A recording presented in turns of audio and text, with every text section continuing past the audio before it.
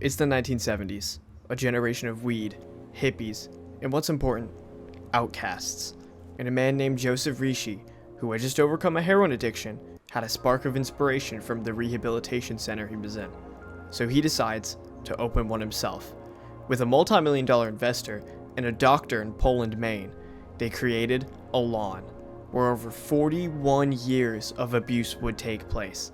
Adolescents are very shrewd.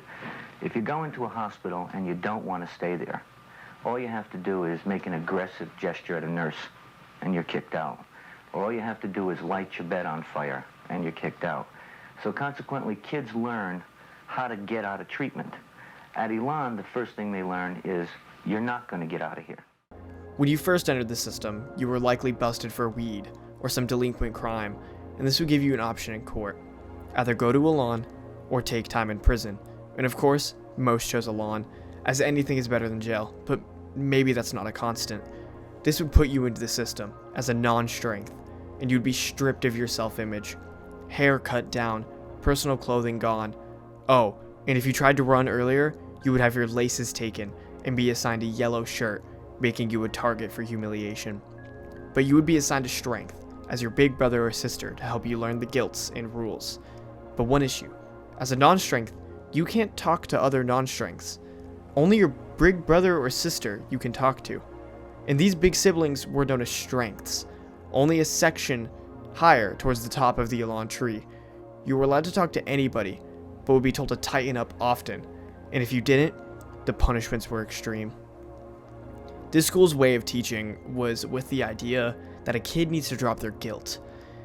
It's to breed paranoia, but what is a guilt, you may ask? It's anything that steps out of line.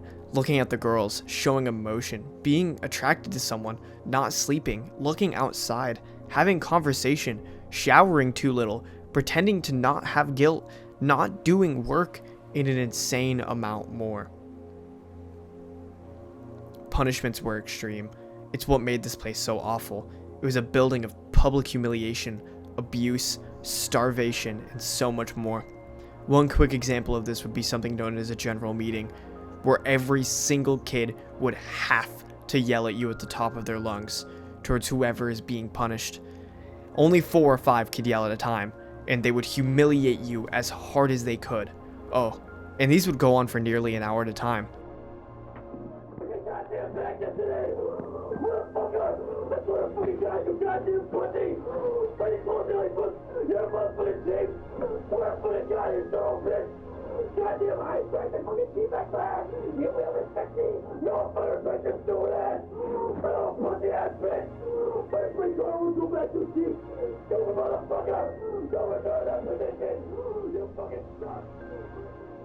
And there could be well over 8 in a day, and sometimes over 100 in a month.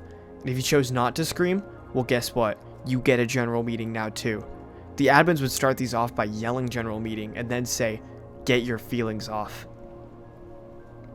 And also, in almost every room of the campus, there would be higher strengths, a level above strength, with clipboards, watching your every move, writing down people who commit supposed guilts.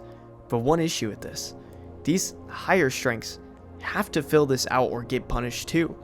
So most of the time, they would lie or just target people for certain things that just weren't true, or targeted people they didn't like.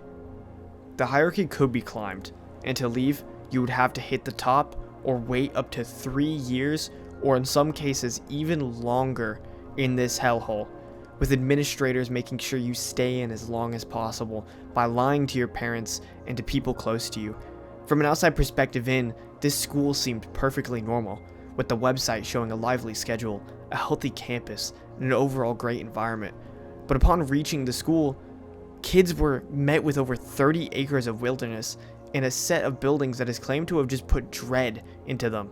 And oh, don't get me started about how these kids were essentially robbed from their homes and put in zip ties, bag over your head, and you would drive however far it is to the campus. Doing this to children, by the way, where some kids would have to drive upwards of 22 hours like this, in the back of a van, and the kid had no clue what was happening the entire time, as it was set up by the parents with Elan beforehand. Some kids even thought they were going to get murdered or taken away forever. Everything I've talked about up to this point has been nowhere near the worst punishment you could experience in Elan, and one of them is the corner. This corner you would have to sit in with perfect posture, no emotion, no thoughts. You would sit here and stare at a wall.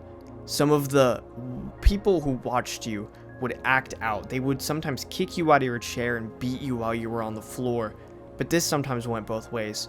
As a higher strength, it's been recorded that people would throw shit, piss, and other bodily fluids while you were watching this corner. Sometimes they would lash out and try to kill their watcher. It's just completely awful.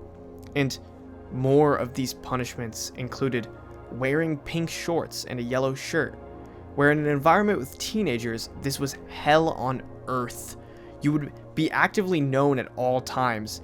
If you did something wrong, they would go to even more extremes, claiming that they would wear diapers, sometimes for more humiliation, and other punishments that can happen is a shot down, where you would be forced to do almost every piece of dirty work in the campus for months or even years at a time. About it. What are the stages it comes in? Who's it administered by?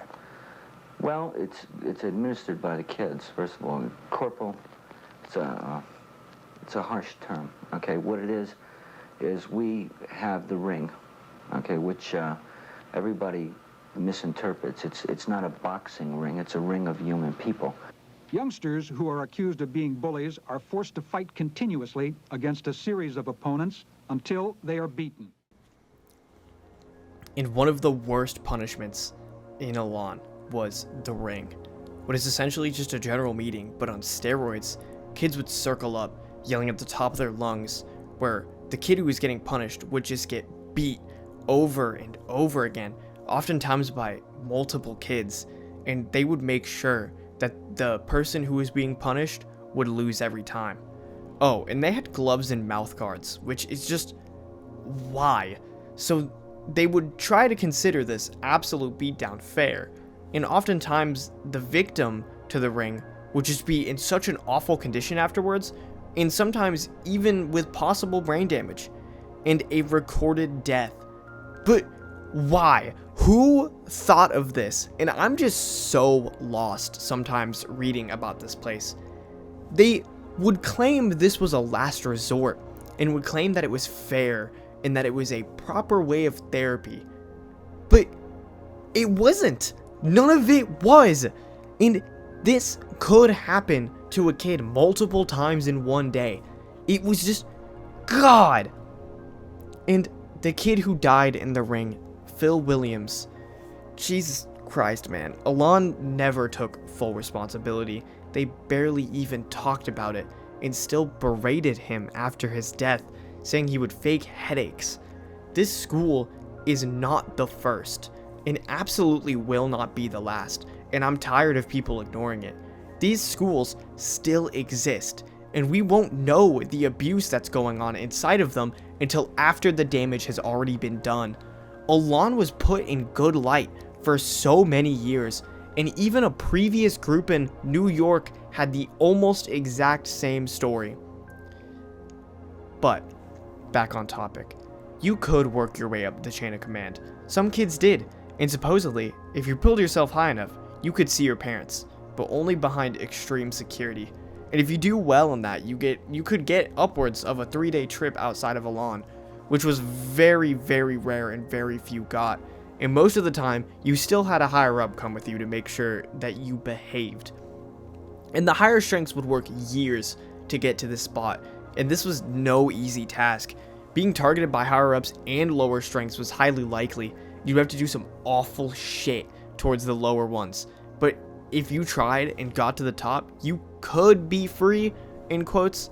But again, very few got to this point. And if you stepped out of line while being a higher strength, you could get shot down and all of the progress you just made is gone. And you have to work your way all the way back up. And the general staff were all just criminals. Or previous Elan students who enjoyed the power trips. And as said in Joe vs. Elan, which is a really good comic series made by someone who survived Elan, you should go check it out. I have been using images from it. I love this. Please go look at it and go read it. It's really good.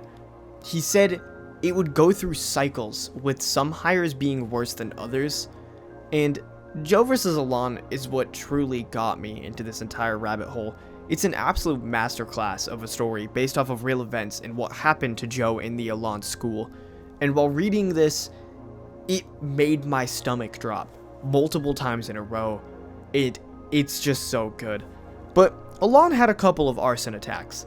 And I say arson instead of fire, because almost 3 times in a row, the school mysteriously burned down. And the owner would just claim fire insurance on it, and he would gain back almost 4 times the actual price of the building that was lost. He gained almost $2 million, where the actual building was roughly only worth around $96,000. And this was just the start of the abuse from the original owner. He would just use the press to make people believe that he was doing was awesome and great, but this did not last long, as multiple people would escape, but almost all 3 people who did had awful fates afterwards, with first being a John Doe being helped by a cop. This is the only good one out of the 3. He made it home with the help of a cop that he found after running away. Brad Glickman was shot upon reaching a home he supposedly had connections to, and the final girl, Dawn, was sexually assaulted and murdered before being stranded on the side of the road. And these kids would bring the first sense of infamy towards Elan, but Joseph would simply just pay people off, and the public was still left in the dark. And after this would lead to even more infamy, with murders being involved with people in Elan. And this was only the beginning of the end, but they would still just try to walk away from it. And in the early 2000s, yes, this started in the 70s and we are in the early 2000s right now, they would basically review bomb this place. And this is one of the good things Reddit did. They basically spread all the awful things that happened about this place, and a couple of the survivors met together through Reddit with a post and worked together to take this place down, which is great. I love that. But the owner, who was Joseph Rishi's wife after he died, would later come out and say they were under false attacks by the internet and had led them to close down March 23rd, 2011. After 41 years of psychological torture and a chokehold on the city around, it was finally over. The internet, again, Joe vs. Elan, was one of the first to come out about the school and his story, and from what I know, this is real and it's insane. Joe was a 16-year-old when he was kidnapped, and he depicts all of the torture and the abuse he went through amazingly. And it was a really crazy insight to what was happening inside the school and how they held such a psychic control on every student. And how you were always watched, and it was just crazy.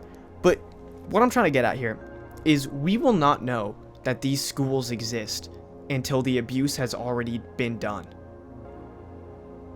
I just wanted to say thank you for making it this far. I really appreciate it. And if you could sub or like, that'd be much appreciated. Casual plug. Anyways, bye-bye.